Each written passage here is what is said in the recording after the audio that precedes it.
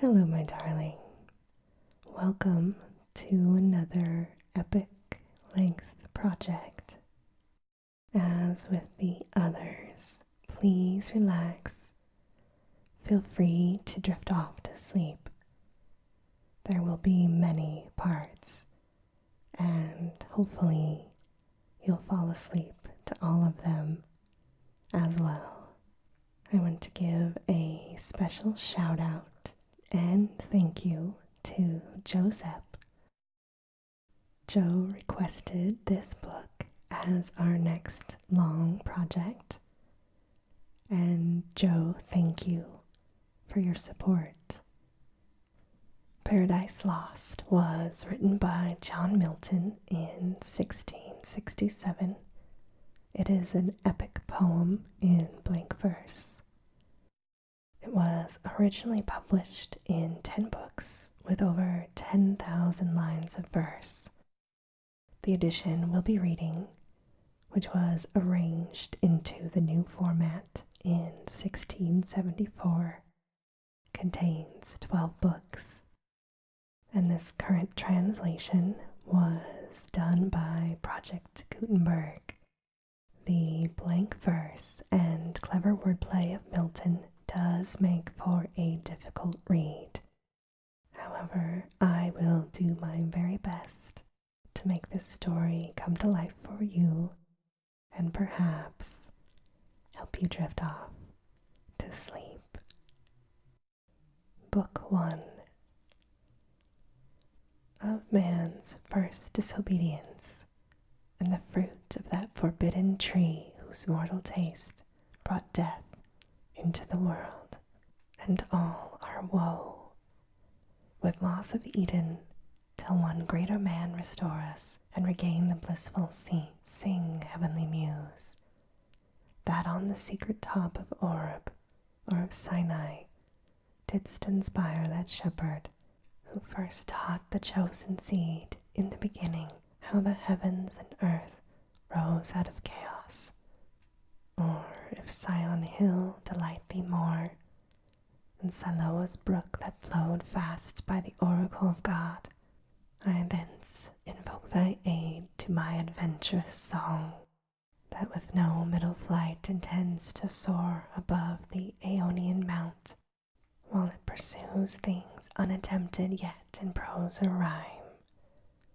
And chiefly thou, O Spirit, that dost prefer before all temples the upright heart and pure, instruct me, for thou knowest, thou from the first wast present, and with mighty wings outspread, dove-like sattest brooding on the vast abyss, and maddest it pregnant what in me is dark illuminate, what is low raise and support, that to the height of this great argument I may assert eternal providence, and justify the ways of God to men. Say first, for heaven hides nothing from thy view, nor the deep tract of hell. Say first, what cause moved our grandparents in that happy state, favored of heaven so highly, to fall off from their Creator, and transgress his will from one restraint, lords of the world besides. Who first seduced them to that foul revolt, the infernal serpent? He it was whose guile, stirred up with envy and revenge, deceived the mother of mankind.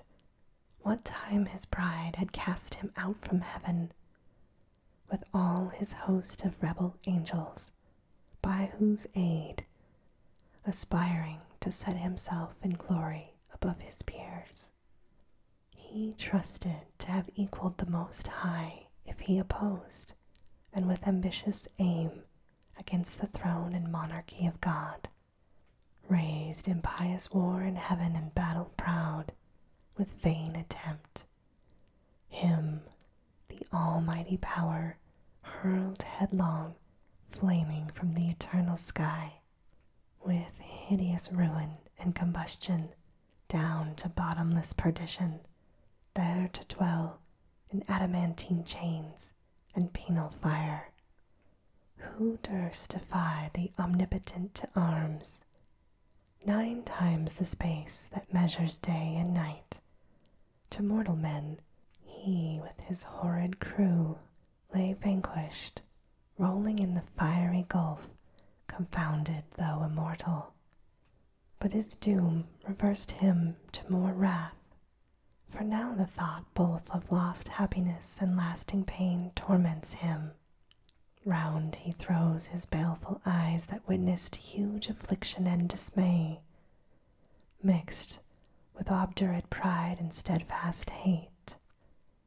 At once, as far as angels can, he views the dismal situation, waste and wild, a dungeon horrible on all sides around, as one great furnace flamed, yet from those flames no light, but rather darkness, visible served only to discover sights of woe, regions of sorrow, doleful shades where peace and rest can never dwell. Hope never comes that comes to all, but torture without end still urges, and a fiery deluge, fed with ever-burning sulphur, unconsumed. Such place eternal justice has prepared for those rebellious. Here their prison ordained in utter darkness, and their portion set, as far removed from God and light of heaven as from the center thrice to the utmost pole. Oh, how unlike the place from whence they fell! There the companions of his fall, overwhelmed with floods and whirlwinds of tempestuous fire, he soon discerns, and, weltering by his side, one next himself in power and next in crime, long after known in Palestine and named Beelzebub, to whom the arch enemy and thence in heaven called Satan, with bold words, breaking the horrid silence, thus began: If thou best he, but oh how fallen, how changed from him who, in the happy realms of light, clothed with transcendent brightness, didst outshine myriads though bright. If he who mutual league, united thoughts and counsels, equal hope and hazard, in the glorious enterprise, joined with me once, now misery hath joined in equal ruin, into what pit thou seest, from what height fallen, so much the stronger proved he with his thunder, until then who knew the force of those dire arms? Yet not for those, not what the potent victor in his rage can else inflict, do I repent or change. Though changed in outward luster that fixed mind, and high disdain from the sense of injured merit, that with the mightiest raised me to contend, and to the fierce contentions brought along innumerable force of spirits armed, that durst dislike his reign, and, me preferring, his utmost power with adverse power opposed in dubious battle on the plains of heaven, and shook his throne. What though the field be lost? All is not lost. The unconquerable will, and study of revenge, immortal hate, and courage, never to submit or yield. And what else not to be overcome? That glory never shall his wrath or might extort from me, to bow and sue for grace with suppliant knee, and deify his power, who from the terror of his arm so late doubted his empire, that were low indeed, that were an ignominy and shame beneath this downfall, since by faith the strength of gods and this imperial substance cannot fail. since through experience of this great event, in arms not worse, in foresight much advanced, we may with more successful hope resolve to wage by force or guile eternal war, irreconcilable to our grand foe, who now triumphs in the excess of joy. Soul reigning holds the tyrant of heaven. So spake the apostate angel, though in pain, vaunting aloud but racked with deep despair, and him thus answered soon his bold compeer. O Prince, O Chief of many throned powers, that led the embattled seraphim to war under thy conduct, and in dreadful deeds fearless, endangered heaven's perpetual king, and put to proof his high supremacy, whether upheld by strength or chance or fate.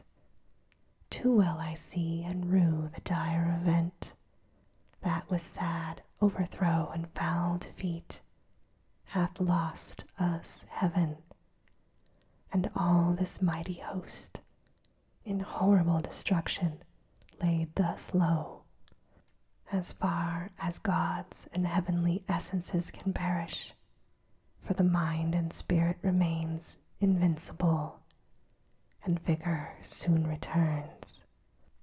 Though all our glory extinct and happy state here swallowed up in endless misery. But what of he, our conqueror, whom I now of force believe almighty, since no less than such could have overpowered such a force as ours, have left us this our spirit and strength entire, strongly to suffer and support our pains, that we may so suffice his vengeful ire, or do him mightier service as his thralls by right of war. Whatever his business be, here in the heart of hell to work in fire, or do his errands in the gloomy deep, what can it avail, though yet we feel strength undiminished, or eternal being, to undergo eternal punishment?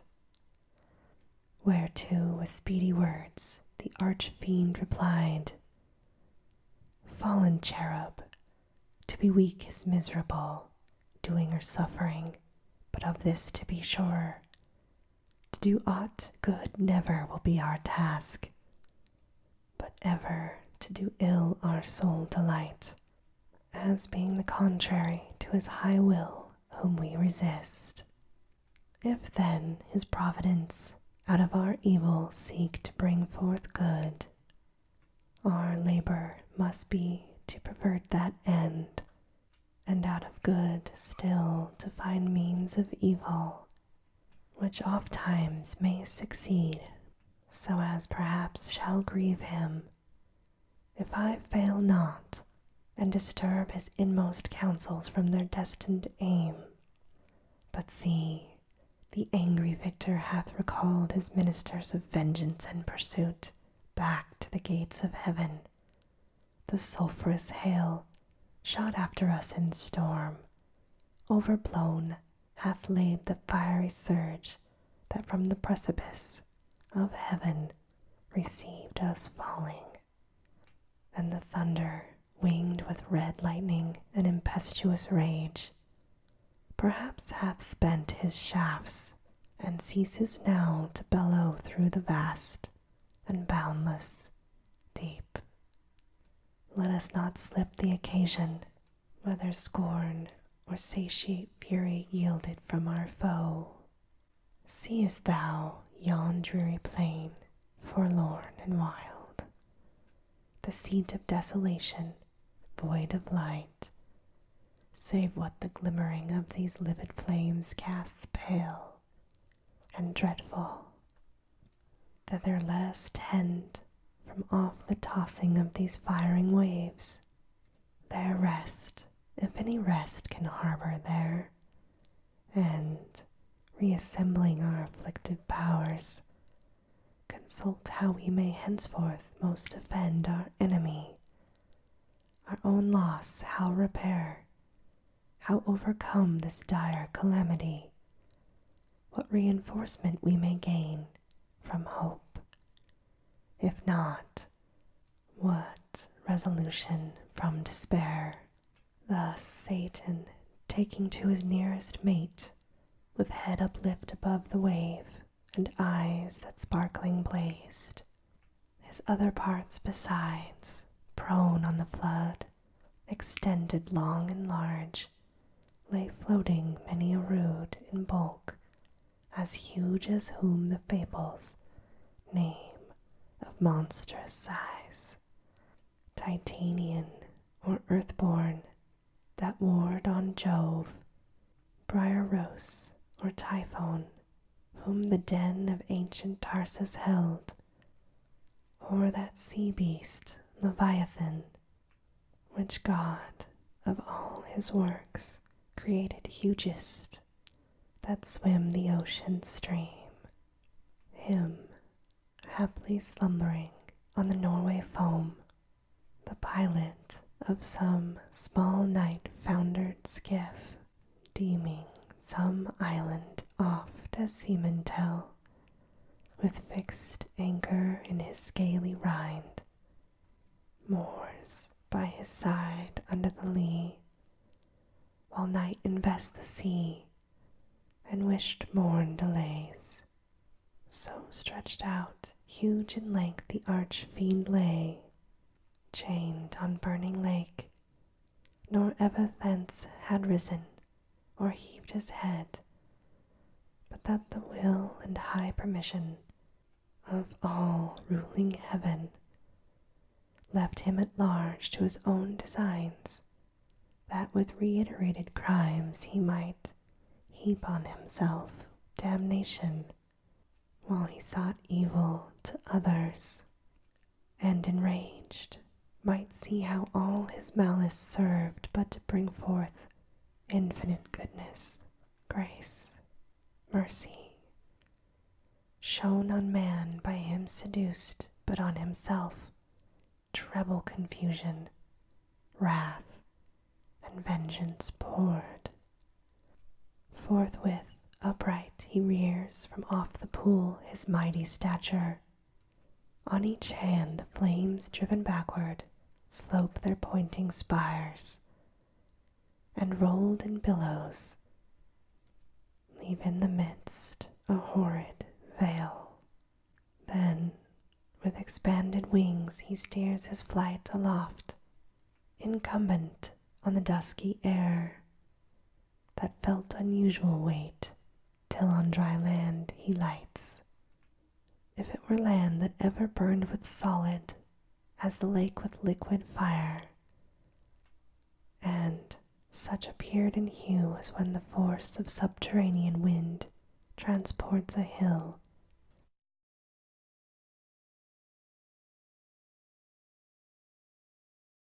whose combustible and fueled entrails thence conceiving fire, sublimed with mineral fury, aid the winds, and leave a singed bottom all evolved with stench and smoke. Such resting found the soul of unblessed feet. Him followed his next mate, both glorying to have escaped the Stygian flood as gods, and by their own recovered strength, not by the sufferance of supernal power. Is this the region, this the soil, this the clime? Said then the lost archangel. This the seat that we must change for heaven, this mournful gloom for that celestial light? Be it so, since he who now is sovereign can dispose and bid what shall be right. Farthest from him is best whom reason hath equalled, force hath made supreme above his equals. Farewell, happy fields, where joy forever dwells. Hail, horrors! Hail, infernal world! And thou, profoundest hell, receive thy new possessor, one who brings a mind not to be changed by place or time. The mind is its own place, and in itself can make a heaven of hell, a hell of heaven. What matter where, if I be still the same, and what I should be, all but less than he whom thunder hath made greater? Here at least we shall be free. The Almighty hath not built here for his envy, will not drive us hence. Here we may reign secure, and in my choice, to reign is worth ambition, though in hell. Better to reign in hell than serve in heaven. But wherefore let we then our faithful friends, the associates, co-partners of our loss, lie thus astonished on the oblivious pool, and call them not to share with us their part in this unhappy mansion, or once more, with rallied arms, to try what may be yet regained in heaven, or what more lost in hell. So Satan spake, and him Beelzebub thus answered, leader of those armies bright, which by the Omnipotent none could have foiled. If once they hear that voice, their liveliest pledge of hope in fears and dangers, heard so oft in worst extremes, and on perilous edge of battle, when it raged, in all assaults their surest signal, they will soon resume new courage and revive, though now they lie groveling and prostrate on yon lake of fire, as we erewhile, astounded and amazed. No wonder, fallen such a pernicious height. He scarce had ceased when the superior fiend was moving toward the shore, his ponderous shield, ethereal temper, massy, large, and round behind him cast. The broad circumference hung on his shoulders like the moon, whose orb through optic glass the Tuscan artist views at evening, from the top of Fiesole, or in Val d'Arno, to descry new lands, rivers, mountains, and her spotty globe.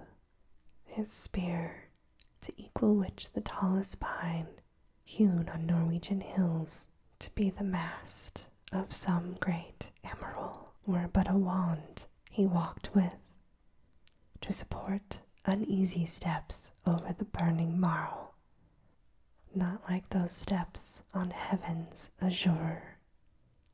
And the torrid clime smote on him sore besides, vaulted with fire.